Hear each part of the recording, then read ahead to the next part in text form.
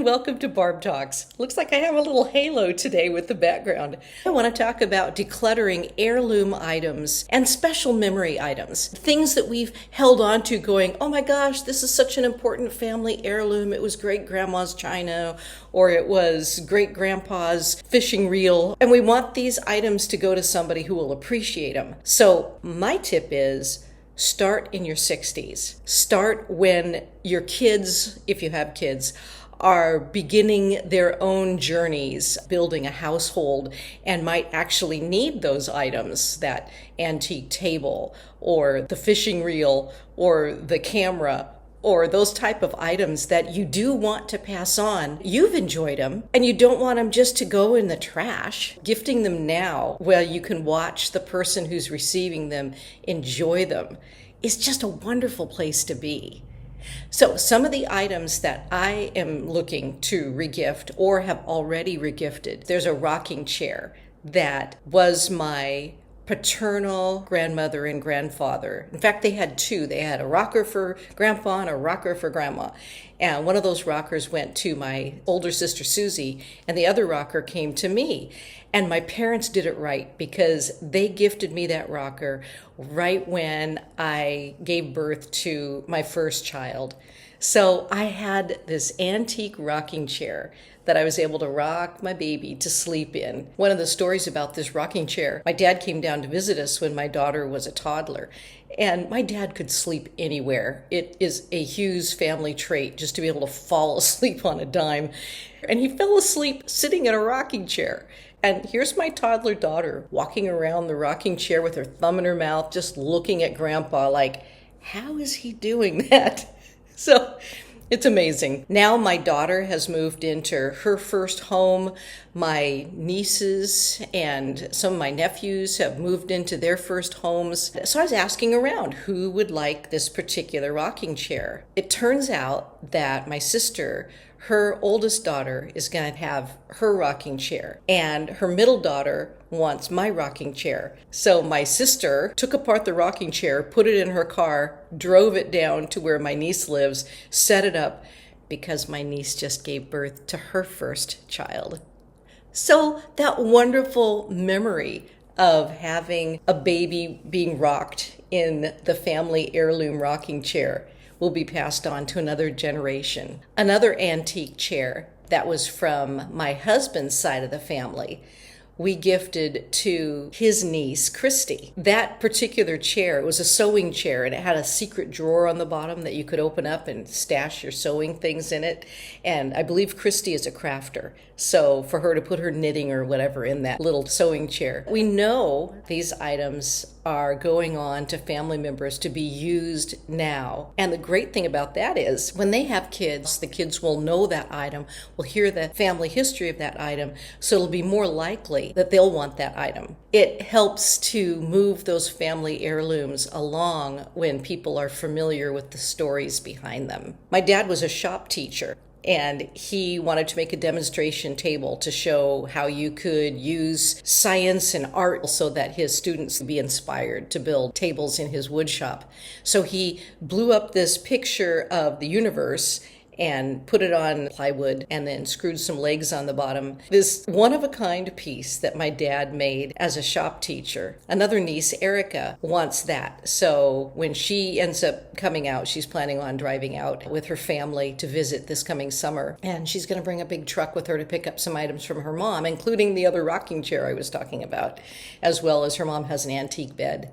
And this particular table from the 1960s, one-of-a-kind table my dad made. So that's going to go to a niece. And just knowing that it's going to be used, it's going to be loved, and the story's going to be passed on just means a lot. My niece Jenny asked for the little miscellaneous jewelry pieces. You know how sometimes your mom, your grandma, even yourself, you get these little odds and ends of jewelry. Why not ask family members if they want them? So my niece Jenny asked for these jewelry pieces, and I think there was a bank. These were things that my mom had, but she didn't share the memories behind them. So I have no information about why these were important to her. Passing them on to Jenny, she might be able to research. It looks like some of them might be DMLA or Rainbow Girl, like affiliated organizations that were popular back in the day. And I think there might be some military things in there as well, jewelry. So after you've offered your heirloom items to family members, offer them to friends. This particular bicycling ornament, this isn't some fancy heirloom, but it is a memory that was important to me. I was very much into biking, but we were a one-car family. Our kids all had bikes, we had bikes, and I'd bike with my kids to school, I'd biked to meetings.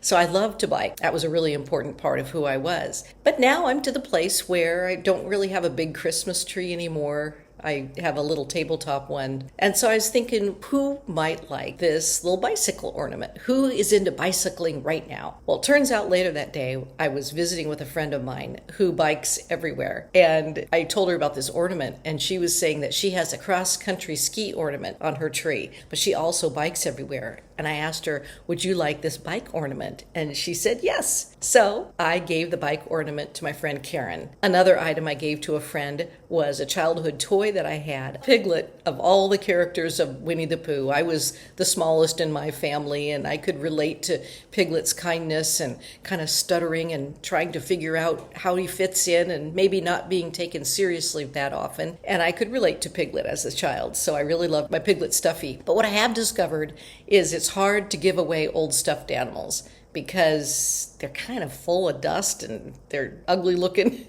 A lot of people just toss them away. However, my friend Linda likes to collect. I'm getting rid of my collections, but she's somebody who still wants them. So I'm like, all right. So she's enjoying my Piglet, and I appreciate that. Another place to rehome your heirloom items and your special memory items is specialty resale shops. There is a shop called Dr. Tongue's. I had that shop.